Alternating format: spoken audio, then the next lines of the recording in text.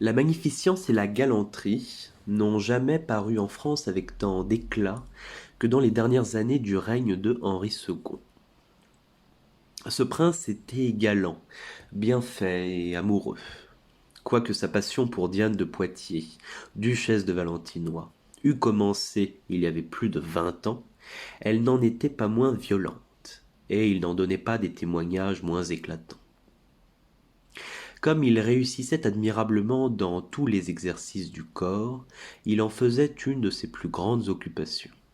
C'étaient tous les jours des parties de chasse et de paume, des ballets, des courses de bagues ou de semblables divertissements. Les couleurs et les chiffres de Madame de Valentinois paraissaient partout, et elle paraissait elle-même avec tous les ajustements que pouvait avoir Mademoiselle de la Marque, sa petite-fille, qui était alors à marier. La présence de la reine autorisait la sienne. Cette princesse était belle, quoiqu'elle eût passé la première jeunesse. Elle aimait la grandeur, la magnificence et les plaisirs.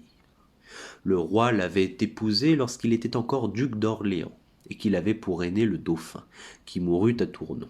Prince que sa naissance et ses grandes qualités destinaient à remplir dignement la place du roi François Ier, son père. L'humeur ambitieuse de la reine lui faisait trouver une grande douceur à régner. Il semblait qu'elle souffrit sans peine l'attachement du roi pour la duchesse de Valentinois, et elle n'en témoignait aucune jalousie. Mais elle avait une si profonde dissimulation qu'il était difficile de juger de ses sentiments, et la politique l'obligeait d'approcher cette duchesse de sa personne, afin d'en approcher aussi le roi.